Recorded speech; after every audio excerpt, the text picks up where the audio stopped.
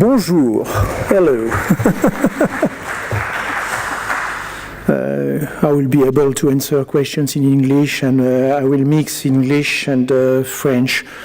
My main message will be that at least, au moins 50% de la littérature scientifique publiée est fausse. Soyons clairs. Je vais essayer d'apporter quelques arguments. Et mon deuxième message, c'est que les chercheurs, ils sont honnêtes, mais on fait ce qu'on leur demande. Je ne suis pas en train de parler de gens qui sont malhonnêtes. So we'll talk about bias and beautification, which is the English word, okay? Comme on est en France, je dois déclarer obligatoirement mes liens d'intérêt. Actuellement, je suis consultant pour un certain nombre d'institutions et en rédaction scientifique. Je voudrais juste insister sur deux choses. Je suis très engagé sur un conseil scientifique à Genève d'un institut de recherche et d'action sur la fraude et le plagiat académique. On voit beaucoup de cas même français qui ne sortent pas sur le paysage. Et j'ai travaillé pour M. Mandon, le secrétaire d'État à l'enseignement supérieur et à la recherche, puisque nous avons réussi à créer, il y a quelques semaines, un office français d'intégrité scientifique qui va commencer à être actif en fin d'année. Donc ça, c'est assez important. J'ai aucune prétention de vous reviewer la littérature sur ce sujet qui est ancienne, par ancienne je veux dire 20 ou 30 ans. Un article très cité de Ioannidis, pourquoi la plupart des recherches sont fausses. Il est de 2005, donc vous voyez, il a déjà 12 ans. Hein. Ça fait environ plus d'une trentaine d'années, et aux États-Unis, 1958, quand on a parlé aux États-Unis de Questionable Research Practices. Je suis assez engagé aussi sur une revue française qui s'appelle Science et pseudo-sciences grand public, où on a du mal à diffuser les messages, où je publie un certain nombre de choses. J'aurai trois idées. Le constat, quelle est la qualité de la littérature ? Je vous ai déjà dit au moins 50% fausse. Je voudrais me questionner sur comment on pourrait expliquer cette situation, pourquoi on en est arrivé là. Je prendrai de temps en temps des exemples pharmacologiques, mais j'en aurai que deux. La plupart de mes exemples seront non pharmacologiques. Donc, comment on en a expliqué cette situation ? Est-ce qu'on pourrait l'améliorer ? Là, je ne suis pas si sûr. On commence à parler des chercheurs parasites, et on commence à donner des prix aux parasites. Alors, le concept est là, et un des chercheurs parasites qui vient d'être primé s'appelle Turner. Alors là, c'est un exemple médicamenteux qui date de 2008 dans une revue qui s'appelle le New England, qui est très connue, cet article. Il a comparé pour la première fois les publications d'essais aux données de la Food and Drug Administration. Donc il a pris 12 médicaments, alors là ce sont des médicaments, et il a comparé les décisions de la FDA, la Food and Drug Administration, et ce qui était dans les journaux. Vous avez en haut les essais positifs pour la FDA, 36 alors positif, ça veut dire que ça marche, hein, d'accord ? C'est 36 des 37 essais positifs pour la FDA ont été publiés dans des revues. Vous avez au milieu les essais discutables, questionable. 6 ont été publiés sur 12. Et vous avez les essais négatifs de la FDA, dont je ne vois pas mes yeux d'ici, mais un certain nombre ont été publiés. Et les cases bleu foncé, c'est non publié. Et les cases claires, c'est publié. Et les cases moitié, là, c'est publié, mais en disant que c'est positif, alors que c'était négatif à la FDA. Donc c'est publié avec un message qui n'est pas celui de la FDA. Sa conclusion principale est la suivante. Quand on lit la littérature, 94% des essais d'antidépresseurs montrent qu'ils sont efficaces. Quand on regarde les données à la FDA, c'est 51%. Donc ils montrent une différence entre la publication, ça marche, et les agences de régulation, ça ne marchait que dans 51% des cas. C'est un des papiers assez importants qui montre cette divergence entre la littérature et la vraie vie. Alors, je citerai que quelques données là-dessus. Sur 8 millions, vous voyez, ce sont des grands nombres de résumés dans PubMed essentiellement. Quand on regarde les statistiques uniquement sur un critère principal, on s'aperçoit que dans 95% des cas, les articles sont statistiquement significatifs. Donc on peut aussi se poser la même question. Ce qui est publié, ça marche, dans 95% des cas. Est-ce que la vraie vie, c'est que tout marche dans 95% des cas? Donc on se rend compte que ce qui est positif et qui marche est en général publié plusieurs fois, et ce qui ne marche pas n'est en général jamais publié. C'est un petit peu embêtant. Quand on regarde les statistiques et comment elles sont réparties, les résultats des tests, alors là on est en psychologie, vous voyez, on n'est pas du tout en médicaments. Vous avez sur toutes mes slides les références, hein, d'accord? On prend 3200 valeurs de P qui sont dans tous les articles des 3 meilleures revues de psychologie américaines en 2008, et on regarde comment se répartissent ces 3200 valeurs de P. La barrière, la ligne verticale rouge, c'est 0,05, c'est-à-dire qu'à gauche de la ligne verticale rouge, ça marche. À droite de la ligne verticale rouge, ça ne marche pas.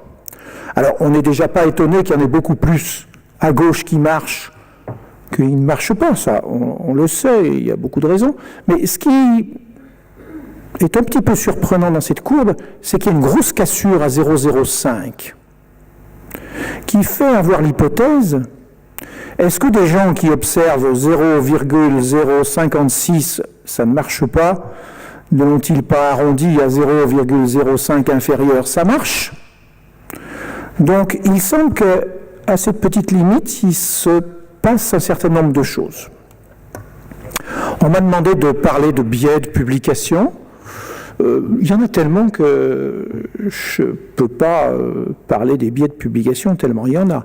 J'ai pris que quelques exemples que je vais essayer de détailler.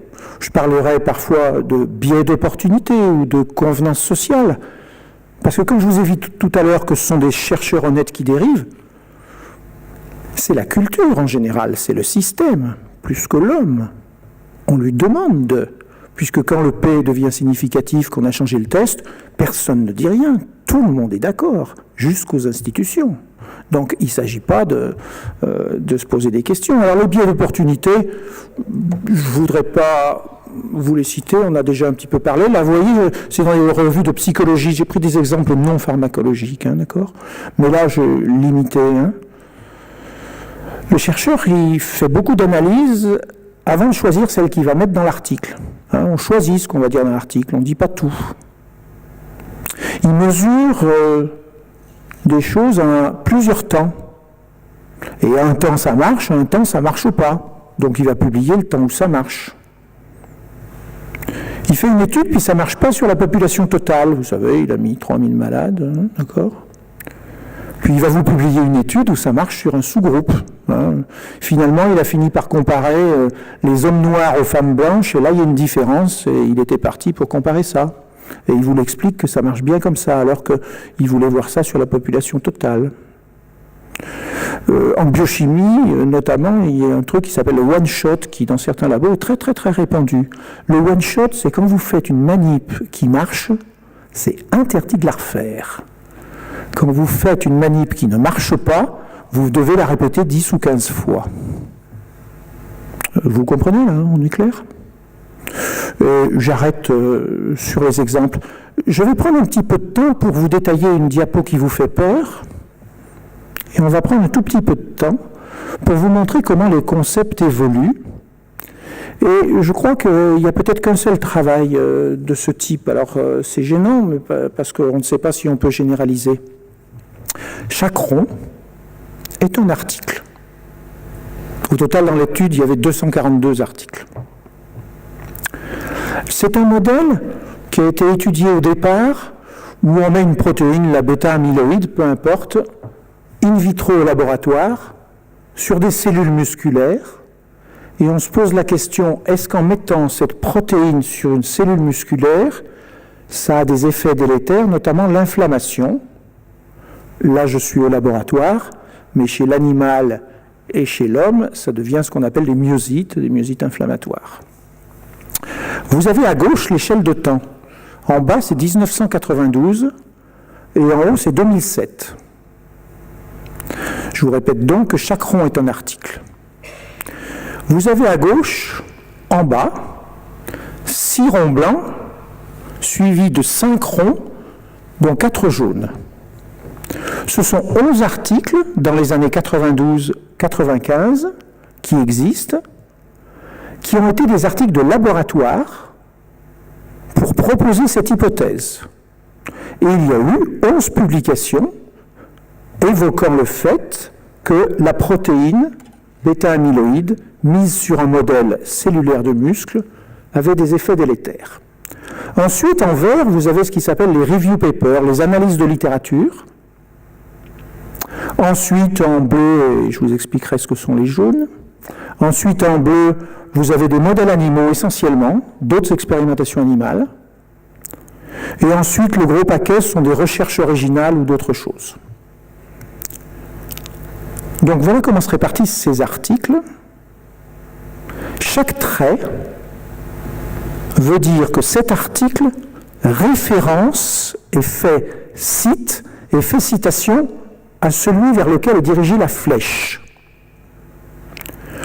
Donc on constate qu'au cours du temps, 94% des situations ont concerné les 5 articles en bas à gauche, jaune-blanc, qui sont positifs et qui disent la protéine entraîne de l'inflammation, et 6% des situations ont concerné les 6 articles qui disaient ça ne marche pas.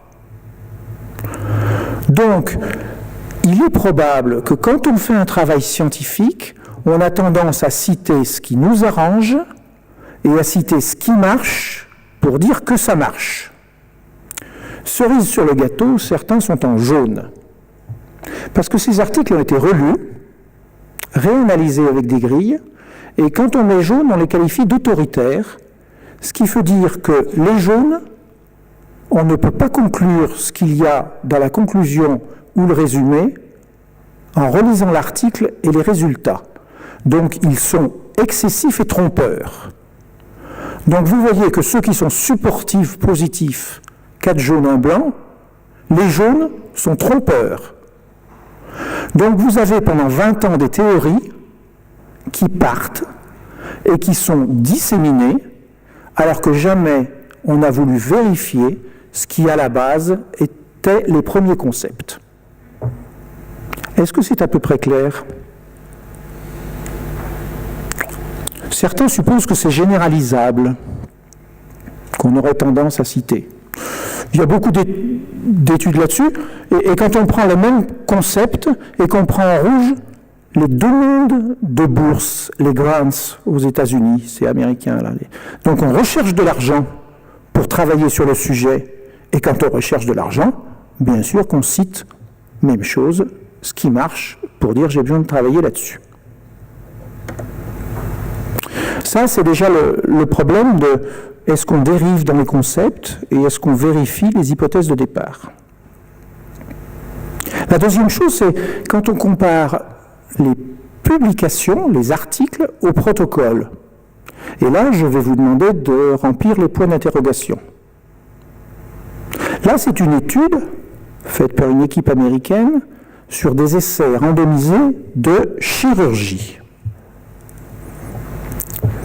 Ils ont pris de 2007 à 2012 327 essais de chirurgie publiés dans les 10 meilleures revues par facteur d'impact de médecine et dans les 10 meilleures revues par facteur d'impact de chirurgie. Donc là, on est sur Lancet, New England, JAMA Surgery, British Journal of Surgery. D'accord? On est dans les meilleures revues, hein, celles qui vous donnent la meilleure science. D'accord? On cherche les essais randomisés contrôlés de 2007 à 2012 et on en trouve 327.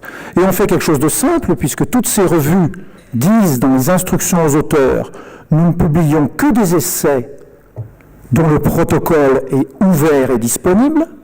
On cherche les protocoles à la fois dans les articles en écrivant aux auteurs et aux revues. Alors, première chose, on n'en obtient que 152. C'est-à-dire que dans la moitié des cas, les auteurs et les équipes ne vous transmettent pas le protocole.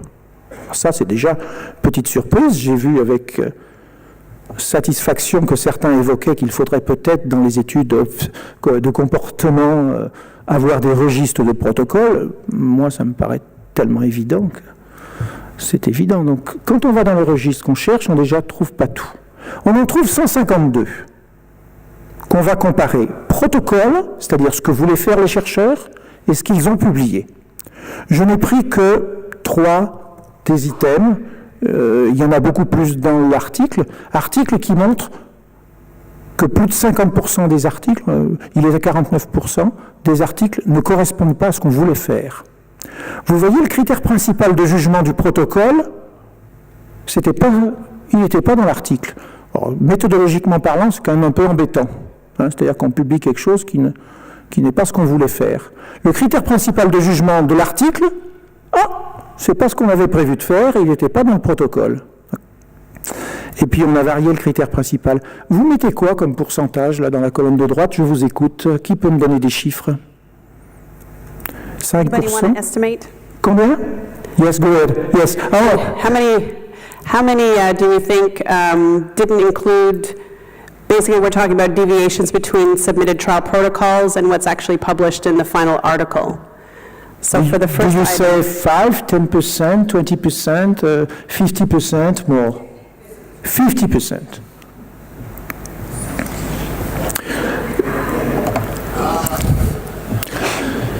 There are more. So the conclusion of this paper that of this survey that 50% of the papers were misleading.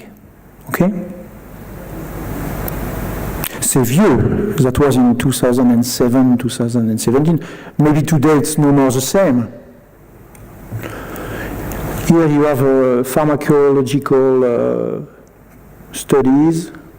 That's randomized trials only. You have all the data online. So, vous prenez les essais randomisés et là, vous voyez, on est 2015 à 2016 dans les meilleures revues. On trouve dans cette période, dans ces 5 revues, 67 essais randomisés, contrôlés, publiés. Combien sont totalement conformes au protocole? Par conforme, c'est-à-dire qu'ils citent tous les critères de jugement, quitte à dire que celui-ci n'est pas analysé, ça c'est conforme. Et quand ils analysent des critères de jugement qui n'étaient pas dans le protocole, ce qui est acceptable et possible, un revieweur peut demander, hein, d'accord? Ils ne le feront pas silencieusement en faisant croire que c'est dans le protocole. Alors je vais juste vous demander le chiffre que vous mettez après 67. Combien étaient parfaits? How many were perfect? 30. Count. 30. Good. Wow.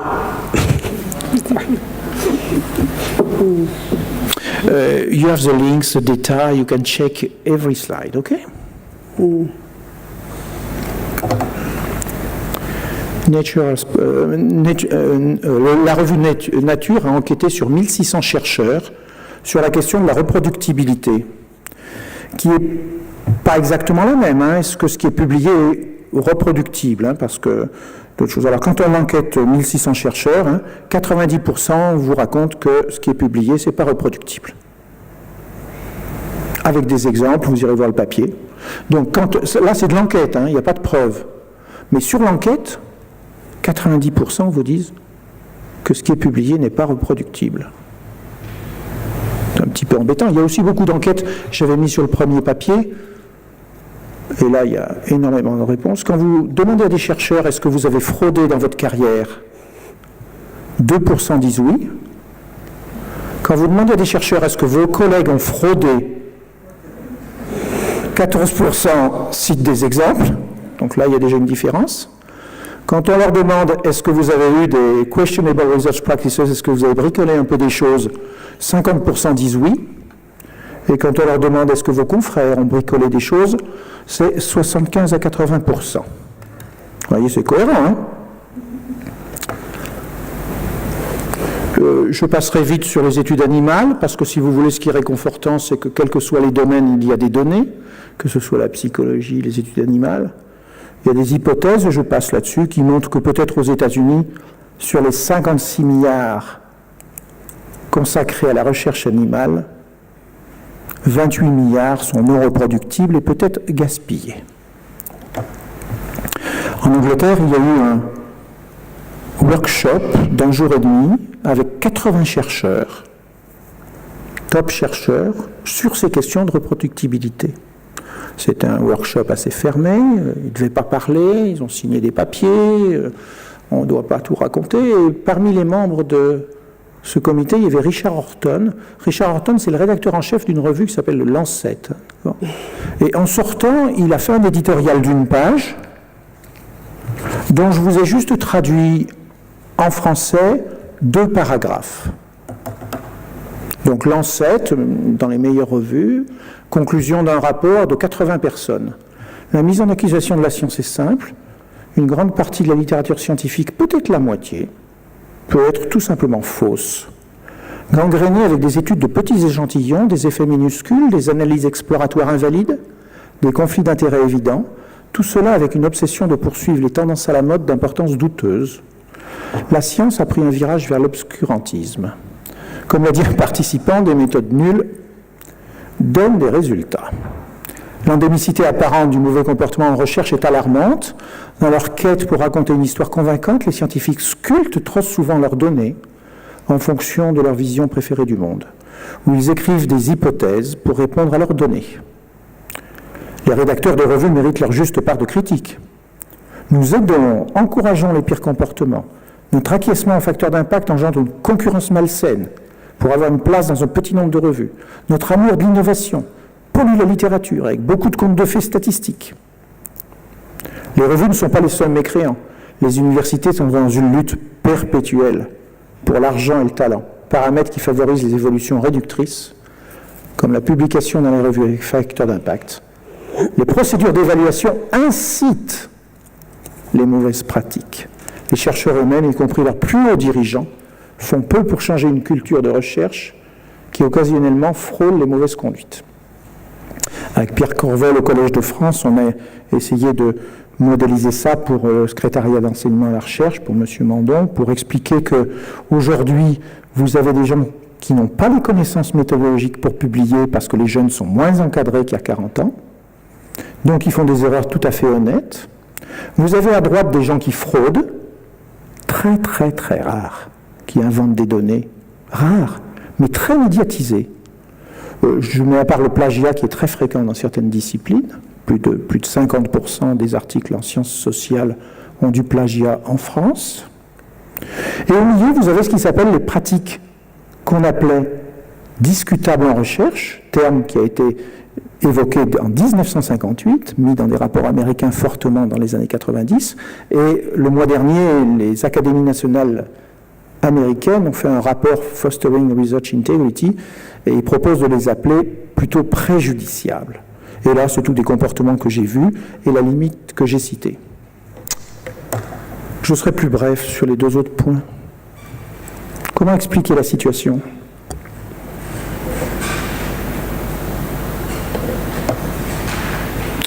Tout le monde sait qu'il y a une pression sur les chercheurs. Je vous ai pris juste 2 chiffres qui sont dans ce rapport qui vient de sortir. Aux États-Unis, les postes sur 30 ans de chercheurs ont augmenté de 30%. Donc les débouchés, les jobs ont augmenté de 30%. Les gens qu'on a formés, des PhD pour ces postes, dans le même temps, ils ont augmenté de 90%. Et en même temps, les publications, et là c'est dans le monde, ont augmenté de 350% sur à peu près la même période. Cherchez l'erreur. Je suis allé chercher une donnée française du CNRS. Pour le premier job au CNRS en 2005, un CV avec 12 publications, en 2013, 22. Donc les chercheurs, on leur demande de publier, ben ils publient. Hein. Et je pense que les revues scientifiques ont été prises en otage par le système. On aime bien nos vieilles revues de sociétés savantes créées fin du XVIIe siècle, avec des missions qui étaient claires, évaluer la science, la diffuser, prendre date. Et c'est le modèle historique des revues. Mais dans les années 70-80 est arrivé le facteur d'impact, qui a été créé pour comparer la notoriété des revues et non pas la qualité de la recherche. Ça n'a rien à voir avec la qualité de la recherche, le facteur d'impact. Mais les institutions, les universités se sont dit, on va prendre ce truc pour allouer les ressources et pour évaluer les chercheurs. Donc les chercheurs honnêtes, et je leur dis bien honnêtes, on leur a demandé de faire du volume et de citer. Ben, ils ont fait ce qu'on leur demandait. Ça existe de partout, et quand vous allez dans le management, où on appelle ça l'effet chrysalide, hein, où on torture les données, vous avez beaucoup d'études de sociologues qui montrent que c'est la dérive de gens honnêtes. Je fais bien, et j'en ai encore vu là, une hollandaise là, il y a peu de temps, je fais bien mon boulot, ça fait 2 ans que je travaille, mes manips ne marchent pas. Donc j'arrive pas à les publier parce que quand je les envoie à des journaux, on me dit que c'est pas bon.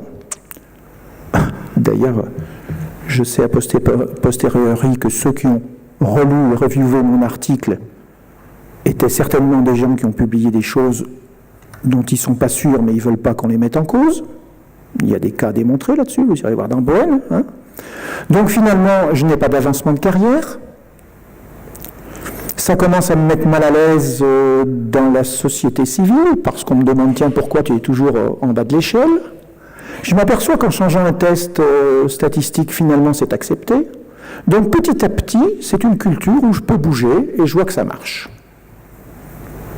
Il y a beaucoup d'études de sociologues là-dessus. Alors, qu'est-ce qu'il faut faire pour améliorer? Alors, les revues ont des façons de répondre pour corriger leur littérature. Soit on peut publier corrections, soit des expressions de réserve, soit ce qui s'appelle des rétractations. La rétractation, c'est quand on retire un article de la littérature en l'invalidant. Phénomène très nouveau, parce qu'il y a 15-20 ans, ça n'existait pratiquement pas. Enfin, nouveau. On a retiré en 2016 de la littérature 650 articles.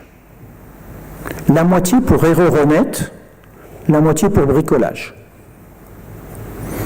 Je ne sais pas si ça vous paraît beaucoup quand je vous explique qu'on en a publié 2 500 000 dans la même année. Je vous ai juste pris un exemple de quelqu'un qui publie sur les manipulations de la main dans tous les sens et qui, 25 fois dans son article, il dit que tout ça c'est dû au créateur. Il liste le créateur. Alors là, ça fait des grosses controverses. Est-ce qu'il a raison, pas raison? C'est des choses assez compliquées à décider. Faut-il rétracter un article et le retirer de la littérature? Parce que ces auteurs disent on ne comprend pas les phénomènes et c'est le créateur. Vous jugerez. En psychologie, un article a fait beaucoup de bruit. Et en haut à gauche, en sciences sociales, vous avez un centre à Philadelphie, à Charlottesville, à côté de Washington, qui ne fait que de la reproduction d'études. Brian Nosek, qui le dirige, a d'ailleurs été élu par le journal Le Monde en France comme un des 10 meilleurs chercheurs en 2016. Si vous allez voir dans Le Monde, il dirige ça. La première question, plutôt de continuer à faire des recherches, il faudrait peut-être analyser ce qui existe, le réanalyser et refaire ce qui est publié. Quand ils prennent 100 manipulations de sciences sociales et de psychologie publiées et qu'ils les font refaire par des équipes différentes, en accord avec l'équipe qui a publié, c'est-à-dire en contact, hein, c'est pas dans le dos, tout est clair. On veut refaire la même chose ailleurs, sur 100 articles publiés de psychologie, ils en reproduisent 39 à l'identique, et quand ils les reproduisent à l'identique, le pouvoir statistique est baissé de moitié. Donc il faudrait ouvrir, avoir plus d'intégrité, de reproductibilité, et il y a un certain nombre de mouvements qui vont pour ça. Ça s'appelle la science lente, moins de recherche, plus de temps, mieux financé, Et ça s'appelle la Déclaration de l'évaluation de la recherche de San Francisco, qui dit « Arrêtons ces indicateurs comme le facteur d'impact qui poussent les chercheurs à faire du volume, des citations et qui ne leur demandent pas de faire de la qualité, avec des directives pour les chercheurs, des directives pour les financeurs, pour les agences de régulation, pour les rédacteurs de journaux et pour ceux qui font les métriques. C'est-à-dire que si tout ne bouge pas, on ne s'en sortira pas. Et si on continue à dire, comme on le fait partiellement en France, avec ce qu'on vient de faire, et c'est une bonne chose, créer l'Office français de l'intégrité, mais je suis parfois en désaccord avec un certain nombre de personnes, parce qu'on dit, maintenant qu'on a un office de recherche, machin, il n'y a plus qu'à former les jeunes, et il n'y aura plus de problème. Donc c'est souvent ce que vous entendrez dire. Hein, on va former les jeunes, et ça va aller. Je ne suis pas d'accord du tout, c'est un problème de changement de culture. On a tout ce qu'il faut, on a des livres, on a des codes, on a tout ce qu'il faut pour nous expliquer comment il faut faire la recherche. D'accord ?